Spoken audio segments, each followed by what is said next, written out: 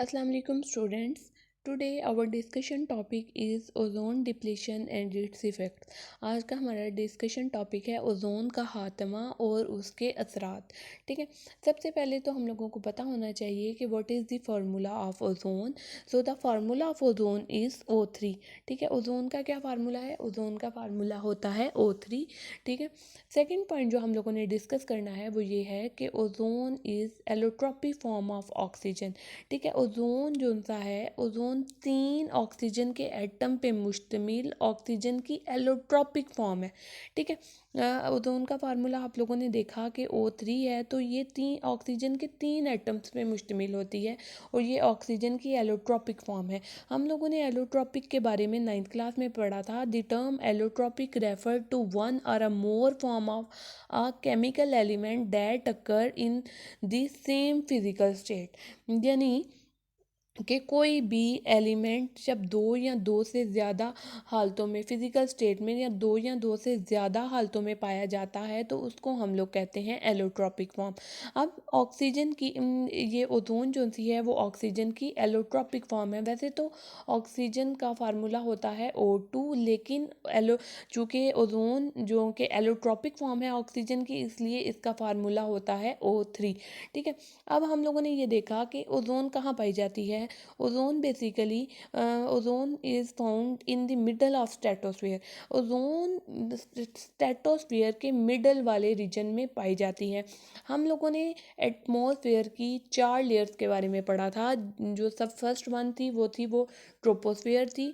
ठीक है, second one थी stratosphere, third one mesosphere and fourth one is thermosphere. तो जो ओजोन लेयर है वो बेसिकली पाई जाती है स्ट्रेटोस्फेयर में। ठीक है, आगे है कि अब ओजोन किस तरह बनती है। जब ओजोन ऑक्सीजन का एक एटम और ऑक्सीजन का एक मॉलिक्यूल आपस में कंबाइन करते हैं तो वो बना देते हैं O3 जो कि होती है ओजोन।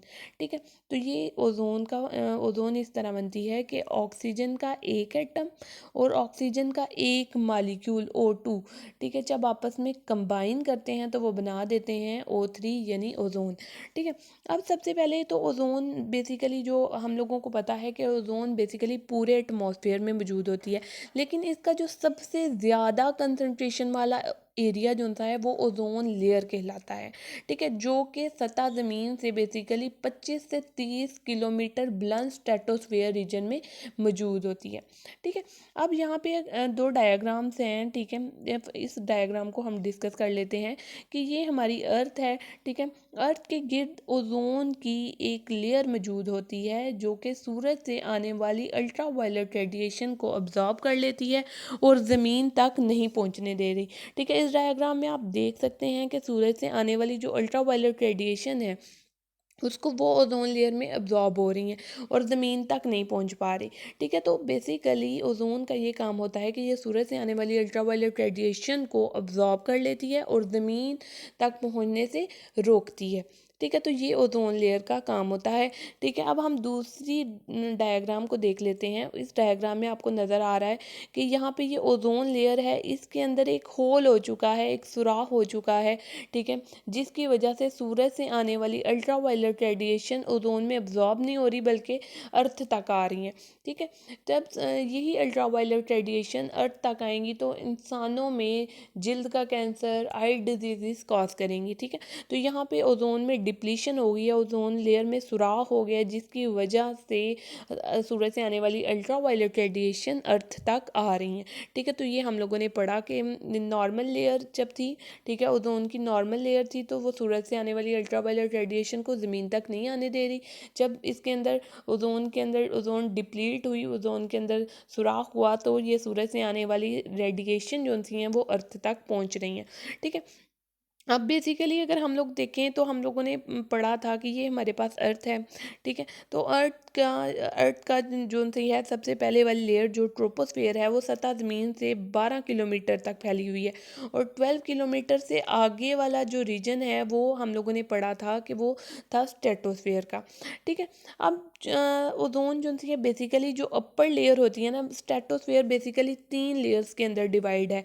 ठीक है, अपर लेयर ऑफ स्ट्रेटोस्फेयर, ऊपर वाली स्ट्रेटोस्फेयर की layer, middle layer of stratosphere and lower layer of stratosphere. जो ओजोन है वो अपर लेयर में, जो ऊपर वाली लेयर है ना स्ट्रेटोस्फेयर की, उसमें जो सी है उसकी डिकम्पोजिशन हो रही होती है, यानी ओजोन उस लेयर में डिकम्पोज हो रही होती है, यानी उसकी ब्रेक डाउन हो रही होती है। सूरज से आने वाली अल्ट्रावायलेट, चूँकि अपर लेयर जो सी होती है ना, अपर लेयर ऑफ स्ट्रेटोस्फेयर, वो सूरज से आने वाली अल्ट्रावायलेट रेडिएशन को ज़्यादा अब्जॉर्ब कर रही होती है। इस वजह से चूँकि वो अल्ट्रावायलेट रेडिएशन को ज़्यादा अब्जॉर्ब कर रही होती है, इस वजह से ओजोन का जो एक मालिक्यूल होता है वो डिकम्पोज हो जाता है, टूट जाता है। ओजोन का मालिक्यूल डिकम्पोज होके O3 ऑक्सीजन में ऑक्सीजन में और ऑक्सीजन मालिक्यूल में और ऑक्सीजन एटम में डिकम्पोज हो जाता है।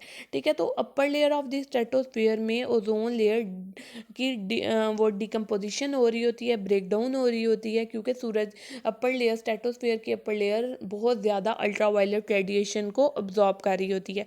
ठीक है, अब हम आ जाते हैं मिडल लेयर में। अब चूँकि मिडल लेयर में ऊपर वाली लेयर जो सी है अपर लेयर ऑफ स्ट्रेटोस्फेयर ने बहुत ज़्यादा सूरज की अल्ट्रावायलेट रेडिएशन को अब्जॉर्ब कर लिया होता है, तो मिडल लेयर में सूरज की इसकी कम अल्ट्रावायलेट रेडिएशंस आ रही होती हैं। इस वजह से मिडल लेयर में ओजोन जो सी है वो बन रही होती है, ओजोन की फॉर्मेशन हो रही होती है, जो मिडल वाली लेयर होती है स्ट्रेटोस्फेयर की।